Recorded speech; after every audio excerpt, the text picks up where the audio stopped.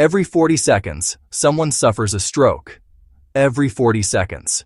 By the time you finish this sentence, it's already happened again. Most people think it's fate, or bad genetics, or just age. But what if I told you that many of those strokes don't happen during the day, not in moments of stress, not during exercise, but in the quiet of the night, while the person is sleeping? You can go to bed feeling fine, and wake up unable to speak, unable to move half your body, unable to remember your own name. And the cause might not be your heart, not even your cholesterol. It might be something as simple as what you did a few hours before bed.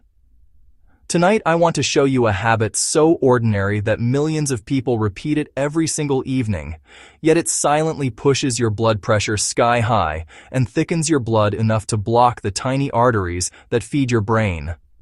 If you've ever eaten dinner late, snacked before sleep, or told yourself one little bite won't hurt, this message is for you. Because what you do in those final hours before bed could decide whether your brain wakes up healthy tomorrow morning or doesn't wake up at all. Let's begin with the first silent culprit. Late night eating. It's 9 p.m. You finish dinner, maybe some pasta, a bit of dessert. You feel relaxed, sleepy. You turn off the TV and head to bed. But inside your body, the night has just begun. Your stomach is working full time. Your liver is processing fats and sugars. Insulin is flooding your bloodstream. Blood flow shifts from your brain and muscles toward your digestive tract. Your heart starts pumping faster to keep up. What should have been your body's calm, restorative phase turns into a silent battlefield of pressure and hormones. Instead of your blood pressure dropping for rest, it spikes. Instead of arteries relaxing, they tighten. Instead of peaceful circulation, you create turbulence inside your vessels, like high-pressure water in fragile pipes. You may not feel it, but your arteries do, especially the delicate ones in your brain.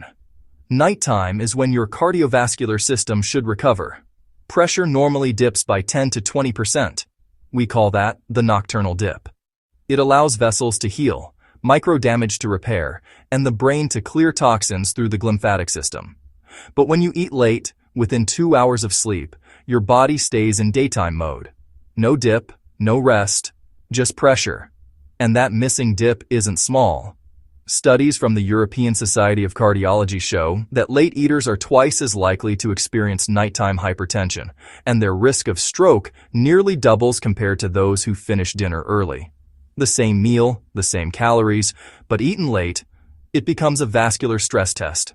As digestion starts, your sympathetic nervous system, the fight-or-flight switch, flips on.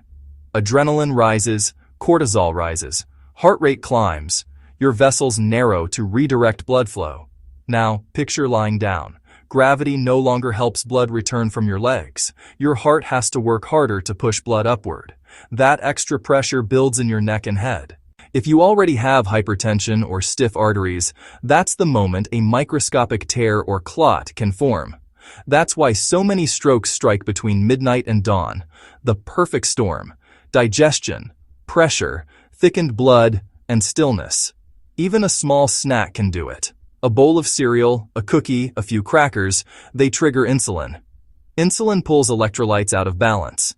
Magnesium and potassium drop, sodium rises, your blood vessels tighten, and blood pressure surges. The size of the snack doesn't matter. The timing does. We doctors call it the non-dipper pattern. Your blood pressure refuses to drop at night. Sometimes it even climbs higher than daytime levels. That's the silent killer. You won't feel it. No pain, no warning. But each night, those elevated pressures slowly weaken vessel walls until one day, snap. In one Japanese study, people who regularly ate after 9 p.m. had a 23% higher risk of stroke and heart attack, independent of what they ate. Timing alone was the trigger. So yes, it's not just what's on your plate, it's when you clean that plate. Take Maria, 67. She used to eat dinner at 10 p.m. because her husband worked late. Every morning she woke up with a heavy head, mild dizziness. She thought it was age. I asked her to shift dinner to 6:30 p.m.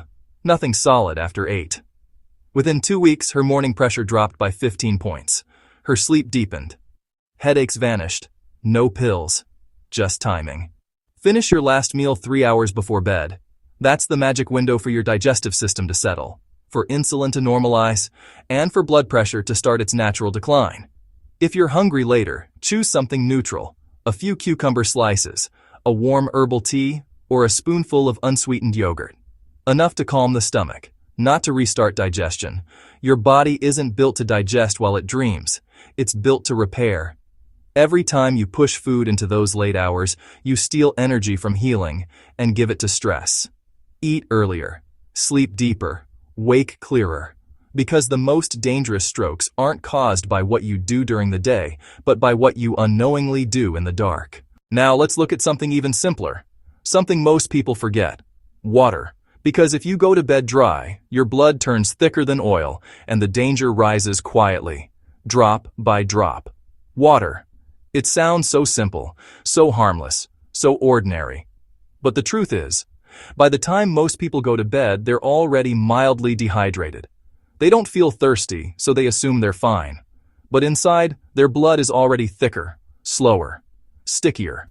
And thick blood doesn't flow the same way. It moves like syrup through the body. And when that happens at night, when your heart rate slows and your blood pressure naturally drops, the risk of a clot silently forming rises. You see, your body never stops losing water. Every breath you take, every bit of air you exhale, carries moisture out of you. Even as you sleep, your skin breathes and sweats. By morning, the average adult loses nearly a liter of water, just from the night's rest. Now imagine going to bed already dry, no water in the evening, no fluids since dinner. Your blood volume shrinks. Your heart has to pump harder to move oxygen through your body. Your blood becomes sluggish, and that's when trouble begins. The brain is extremely sensitive to these changes. Even mild dehydration, as little as 2% loss of body water, can reduce blood flow to the brain by up to 10%. 10% less oxygen. 10% more risk that a tiny vessel, already weakened by age or pressure, closes off for a few critical seconds. That's all it takes. A few seconds without blood, and brain cells begin to die. Most people never connect the dots. They wake up dizzy, with a pounding head, dry mouth, maybe blurred vision. They think it's fatigue or age, but it's not. It's dehydration. It's your brain crying out for fluid. When water levels drop, sodium concentration rises. Your blood becomes more concentrated. That imbalance forces water out of cells, including brain cells, and they actually shrink a little. That tiny shrinkage stretches and stresses the microscopic blood vessels that feed your neurons, and that's how dehydration makes your brain more vulnerable to a nighttime stroke. Neurologists see it all the time. Early morning strokes. Between 4 and 7 a.m., it's the dry hours when blood is thickest, pressure lowest, and vessels weakest. And yet, it's the easiest thing to prevent. So what can you do? First, start hydrating earlier. Don't wait until night. Your body needs steady intake through the day, not a flood before bed. Sip, don't gulp. By the evening, your cells should already be comfortably hydrated. But before sleep, there's a simple rule I teach my patients. I call it the glass in a pinch. 2 hours before bed, drink 1 full glass of water with a small pinch of natural sea salt or potassium salt. That tiny bit of mineral helps your body hold on to the water longer, instead of sending it straight to your bladder. It stabilizes electrolytes, keeps circulation smooth, and prevents the midnight dehydration crash. Then, about 30 minutes before bed, take 2 or 3 small sips. Not a full glass, just enough to moisten the mouth and throat. That's all your body needs to keep blood fluid through the night. People always tell me, "But Dr. Steve, if I drink water before bed, I'll wake up to go to the bathroom." Yes, you might. Once. But that's not a bad thing. In fact, that small moment of movement, standing up, walking a few steps, helps blood flow and reduces stasis in the legs. It's far safer than sleeping all night with blood thick as molasses. A short bathroom trip is not an inconvenience, it's a safeguard. If you're worried about waking up too often, avoid caffeine after 4 p.m. Avoid alcohol in the evening. It dehydrates you faster than you think. And keep your bedroom cool. Heat makes your body lose even more water through sweat. There are small signs that warn you before trouble starts. If you wake with a dry mouth, dark urine, or muscle cramps, that's dehydration. If your morning pulse feels fast or your pressure is higher than usual, that's dehydration too. If your first step out of bed feels lightheaded, that's your body begging for water. Fixing it doesn't require medicine. It requires awareness. Your brain can't function in a desert. Every thought, every heartbeat, every breath depends on fluid balance. And here's something many forget. Even if you drink enough water, alcohol before bed can wipe that benefit away in minutes. Alcohol blocks the hormone that tells your body to retain water. That's why every glass of wine, every beer, every nightcap ends up stealing fluid from your cells and pushing your kidneys to flush it out.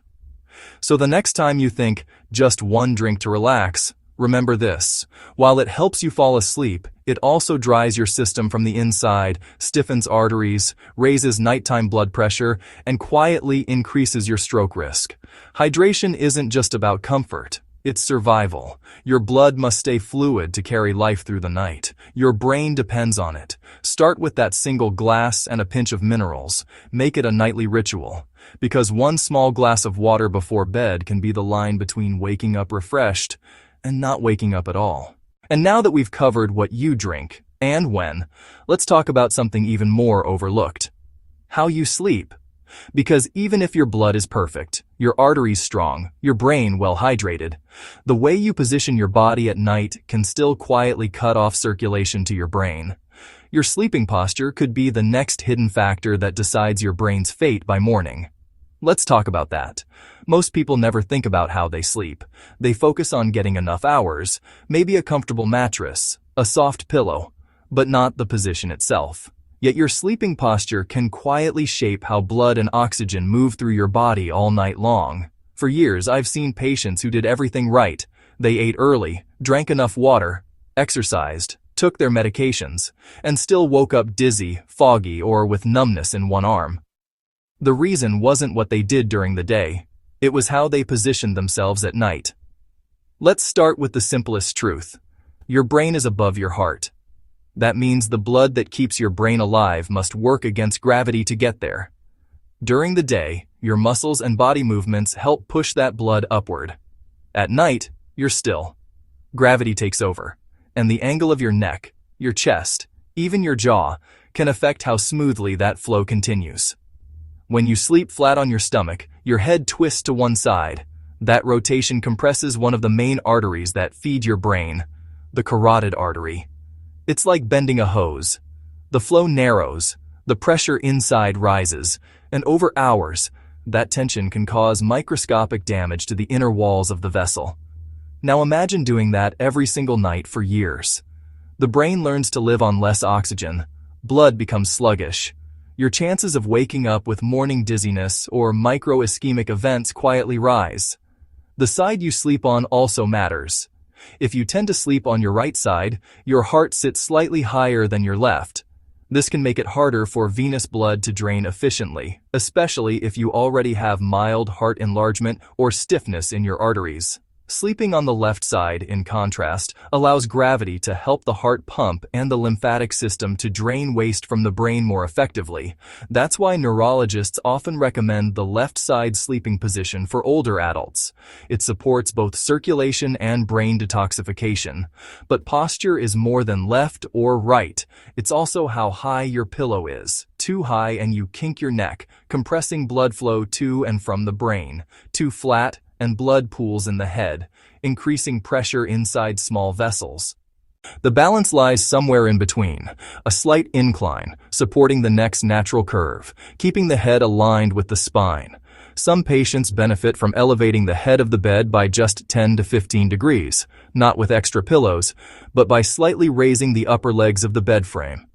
That small incline improves blood return to the heart, reduces snoring, and lowers intracranial pressure. And here's another overlooked factor: your jaw. If you grind your teeth or clench your jaw at night, you compress blood vessels near the temples and strain neck muscles that support carotid flow. That tension, night after night, becomes another subtle contributor to reduced oxygenation. Everything is connected. Your neck muscles, arteries, veins, and lymphatic channels form one network. When one part is tense or twisted, the rest must compensate. For young people, the body adapts easily, but for older adults, those nightly blockages accumulate, and one night it's enough to tip the balance. A small clot, a short interruption, and the brain loses its lifeline for a few moments too long.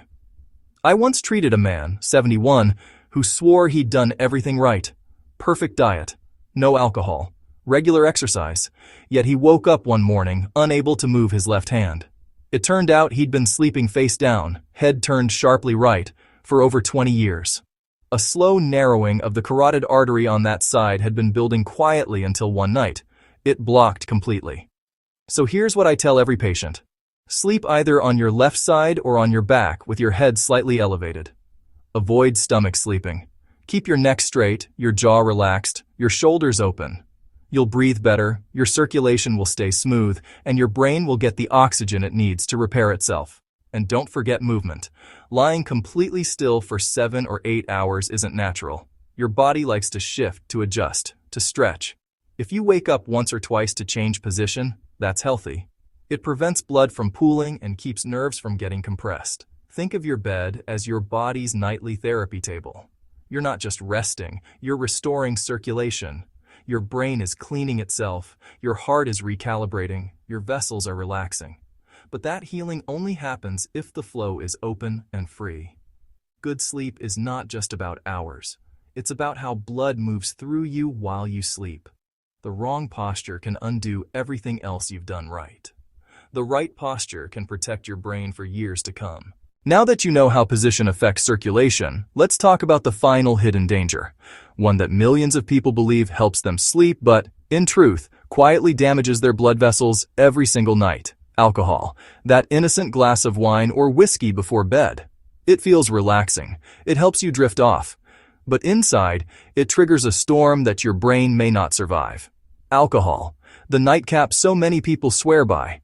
They say it helps them unwind, fall asleep faster, and forget the stress of the day. But what it actually does inside the body is far from relaxing. When you drink before bed, your blood vessels react instantly. At first, they widen. That's why your face may feel warm, your skin flushes, your heartbeat slows for a moment. But within an hour, the opposite begins. Your body senses the chemical shock and fights back. Adrenaline rises, cortisol spikes, and your blood pressure begins to climb. By the time you fall asleep, that relaxed feeling is gone, replaced by a quiet storm inside your arteries. Alcohol blocks a key hormone called vasopressin, which tells your kidneys to hold on to water. Without it, your body starts dumping fluid. You wake up dehydrated, your blood thicker, your heart working harder to pump it through the narrow vessels in your brain. It's the perfect setup for a nighttime spike. Pressure high, hydration low, arteries stressed, and every sip makes it worse.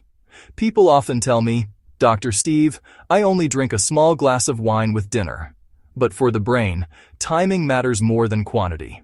If that glass happens close to bedtime, your blood alcohol level peaks while you're asleep. Your nervous system, instead of resting, spends the night trying to detoxify. Your liver kicks into overdrive, your heart beats faster, your sleep cycles break apart, and instead of the deep, restorative stages your brain needs to heal, you spend hours in shallow, restless sleep. This is why you might wake up at 3 a.m. Heart racing, dry mouth, anxious for no reason. That's alcohol withdrawal already beginning as your body metabolizes the drink. The result? A sudden rise in blood pressure, a drop in oxygen, and a burst of inflammatory molecules that make your arteries stiffer by morning. Alcohol also disrupts calcium balance in blood vessel walls. That's one reason chronic drinkers often have premature vascular aging. Arteries that act 20 years older than the rest of their body. Even small regular doses speed up this process. Studies from the Harvard School of Public Health show that people who drink before bed 3 or more nights a week have up to a 30% higher risk of nocturnal hypertension. For older adults, that's not just a number. It's a direct link to morning strokes. Because remember, most strokes happen in the early hours, between 4 and 7 a.m. And guess what? That's exactly when the body is at its driest, its blood thickest, and its vessels most constricted after alcohol use. You might think one glass won't matter, but one glass before bed, every night, adds up. It turns your rest into resistance training for your arteries. They never relax, never reset. They live under tension. I once treated a retired teacher, 68 years old. She never drank much, just a small glass of red wine each night for the heart. Her blood pressure was fine during the day, but every morning she woke up flushed, dizzy, and weak. A 24-hour blood pressure monitor revealed the truth. Her pressure surged by 20 points between midnight and dawn, every single night. She stopped the wine for 2 weeks. The surges disappeared. It wasn't the wine itself. It was the timing. Alcohol before bed changes everything. And there's one more problem. Sleep fragmentation. You may fall asleep faster, yes, but you'll wake up more often. The brain can't reach the deep delta waves where real restoration happens. It can't cleanse toxins through the glymphatic system efficiently. So the damage builds silently, night after night. That's why people who drink late often wake up feeling heavy, foggy, or anxious, even if they slept 8 hours. It's not rest. It's recovery from chemical stress. So here's what I recommend. If you enjoy a drink, have it earlier. At least 4 hours before bed. That gives your liver time to clear most of it before you sleep. And for every glass of alcohol, drink 2 glasses of water. Rehydrate before you rest. Balance the equation.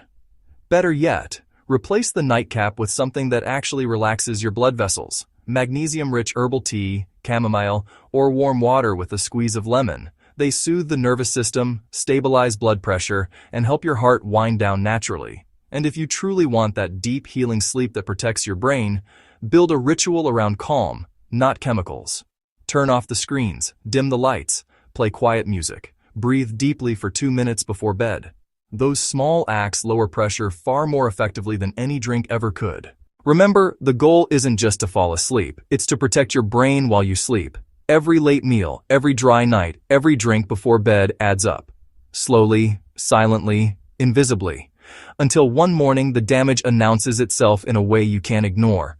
But the good news is, it's reversible. Your arteries can heal. Your blood can flow freely again. And it starts with what you do tonight. Eat earlier, hydrate wisely, sleep in balance, skip the nightcap. Give your body the peace it's been asking for. Because health isn't just about how long you live. It's about how your body rests when the world goes quiet. Protect that moment, and you protect everything. Now that you understand how small nightly habits, late meals, dehydration, poor sleep posture, and alcohol quietly work against your brain, it's time to turn everything around. Let's talk about how to reset your nights. How to let your body heal while you sleep, not fight for survival. I call it the night reset routine. This is not a medical treatment. It's not a pill or a program. It's a set of simple, powerful habits that retrain your body to protect your heart and brain while you rest. Follow them for 3 weeks and you'll notice the difference. Clearer mornings, steadier energy, and calmer pressure readings. So let's build it, step by step. Step 1. The 3-hour rule. Finish your last meal 3 hours before bed. No exceptions. This gives your stomach time to digest, your insulin to calm, and your blood pressure to start its natural nighttime dip. Dinner should be light, warm, and easy to digest. Soups, steamed vegetables, fish, or oatmeal, not steak, pasta, or fried food. And remember, your brain prefers steady energy, not sugar spikes. Skip dessert. If you crave something sweet, eat a small piece of fruit earlier in the day. Those 3 hours are sacred. They're when your heart unwinds and your brain starts its nightly cleaning cycle. You can't heal while digesting. You can only do one, repair or process. Choose repair. Step 2. The glass and a pinch. 2 hours before bed, drink 1 glass of water with a tiny pinch of natural sea salt or potassium salt. It restores your body's mineral balance and keeps your blood fluid without overloading your bladder. Then, 30 minutes before sleep, take 2 or 3 small sips, just enough to moisten your throat. That's all. Your blood stays smooth. Your heart doesn't strain. You'll wake up with fewer headaches and more energy. Step 3. The calm hour. The last hour before sleep sets the tone for your entire night. What you do here matters more than any supplement or gadget. Turn off screens. Dim the lights. Let your nervous system know it's time to rest. Sit for 5 minutes and breathe deeply. In through your nose for 4 seconds. Hold for 2. Out through your mouth for 6. This activates your vagus nerve, the body's natural pressure regulator. Your pulse slows. Your arteries relax. Your mind clears. If you like, keep a small notebook beside your bed. Write down one thing that worried you today, and one thing you're grateful for. That simple act tells your brain the day is done. It's safe to rest. Step 4. The healing position. Sleep on your left side, or on your back with your head slightly elevated. Keep your neck aligned with your spine, your jaw relaxed, your shoulders open. This allows gravity to help your heart pump and your brain to drain toxins efficiently through the lymphatic system. It also prevents compression of major arteries and improves oxygen delivery. Avoid stomach sleeping. It might feel comforting, but it twists your neck and strains the blood vessels feeding your brain. You can train yourself to change positions. Use a small pillow under your upper arm or leg to stay comfortable while adjusting. Step 5. Skip the nightcap.